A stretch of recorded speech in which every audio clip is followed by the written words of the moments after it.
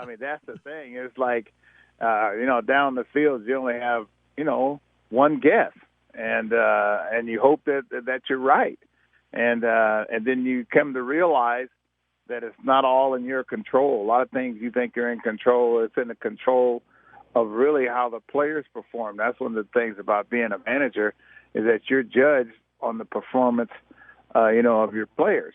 And but I liked it up there a lot. I had I had a great time with Casey Stern and Pedro Martinez and and Jerry Sheffield. We had a lot of fun up there, and that's what it's all about. You see a different side of life and different side of baseball from up there. Do you still shake your head a little bit about getting that Washington job, because it looked like it was going to be in the hands of Bud Black, and then all of a sudden 2 days later it's Dusty Baker, the new manager of the Washington Nationals?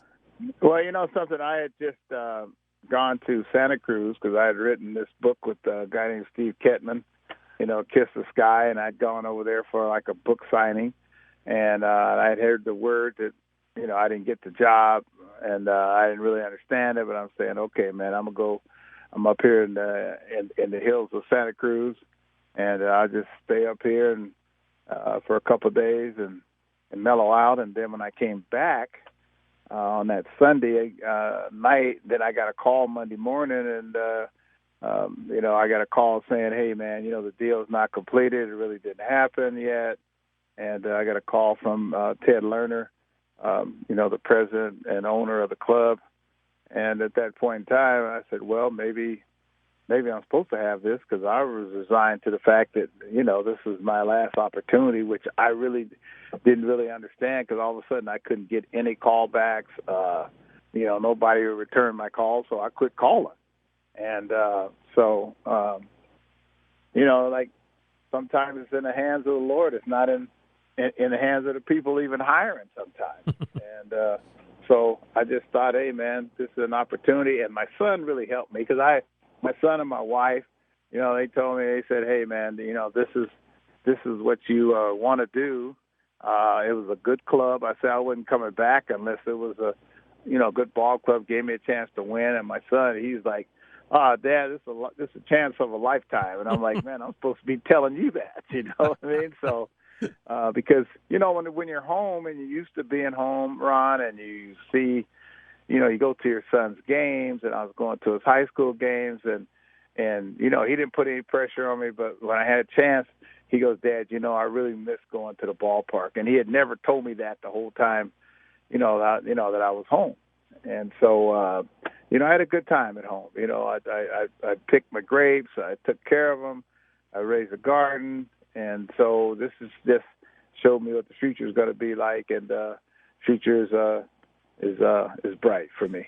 Dusty Baker with us here on Sports Byline. I consider him to be kind of a Renaissance man. He loves music, loves business, loves education, literature, sociology, and the arts. And I want to recommend to everybody his book called Kiss the Sky, My Weekend in Monterey at the Greatest Concert Ever. And I love what you wrote in the book. You said that the gift that you received from your mother for your 18th birthday, one of the greatest presents a mother could ever give a son. Tell everybody what that gift was.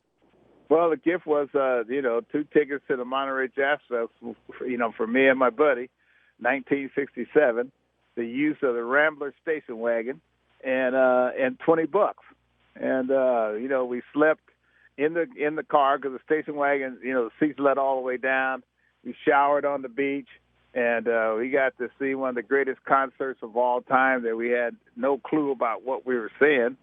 And the first time I had seen Jimi Hendrix, and I think T-Bone Walker was there, and the Mamas and Papas, and Jefferson Airplane, and Eric Burton and the Animals. I mean, there was a pile of people that you'll probably never see that kind of concert again. And that's what I meant. It just gave me a whole kind of new lease on life. And that was a time of Vietnam and race riots and civil rights, and that was a time where people really came together, at least for that, that one night, and it kind of started the